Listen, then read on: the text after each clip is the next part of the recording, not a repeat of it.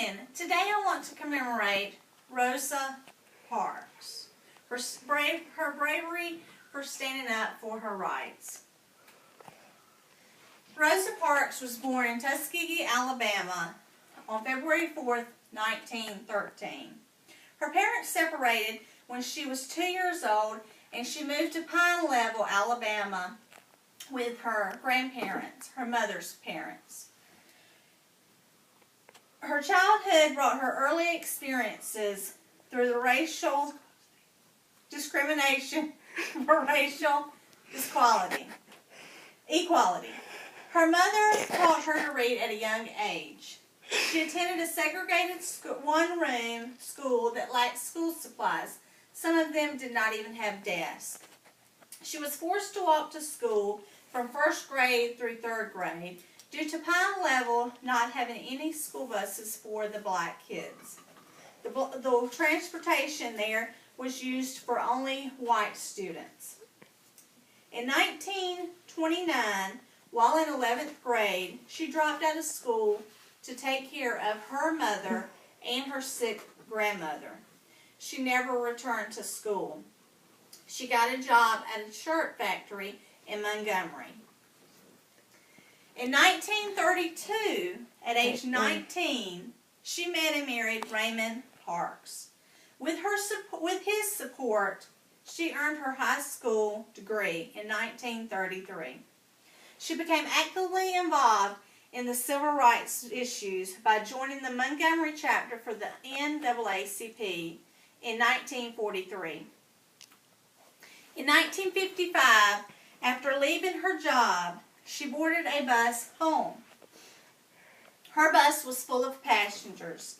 Several white passengers were standing up, and so the driver stopped the bus. He asked 4 black passengers to give up their seat for a white passenger. Montgomery City bus drivers disobeyed the law by asking black passengers to give up their seats for white passengers. If they said no, the police were called and they were arrested. Rosa refused to move and she stayed seated. The bus driver asked Rosa, "Why didn't you stand up?" And she replied that she didn't think she should have to. The driver called the police and she was arrested. Rosa recalled that her refusal wasn't because she was physically tired, but that she was tired of giving in. The police arrested Rosa at the scene and charged her with violation of Chapter 6, Section 11 of the Montgomery City Code. She was taken to the police headquarters, where later that night she was released on bail. But later she went to trial and was found guilty and charged $10. Here are her fingerprints where she was arrested. This is a picture of the school bus, or of the city bus that you can find at the museum in Montgomery, Alabama.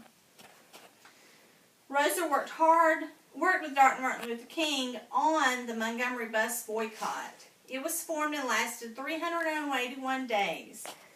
The blacks were asked to stay off city buses. Some walked as far as 20 miles to get to work.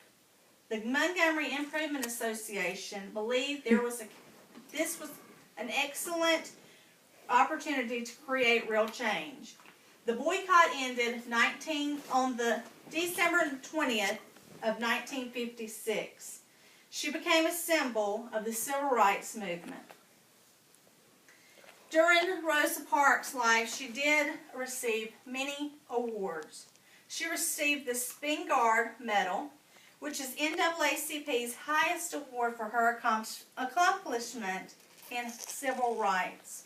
She received the Presidential Medal of Freedom from President Bill Clinton, which is the highest honor given by the United States Executive Branch. In 2000, Troy University created the Rosa Parks Museum in Montgomery, Alabama. And a biographical movie, The Rosa Parks Story, was released in 2002. On October 24th, 2005, at the age of 92, Rosa Parks passed away in Detroit, Michigan.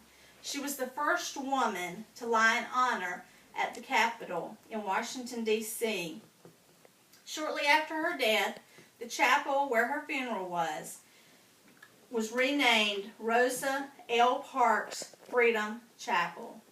Thank you.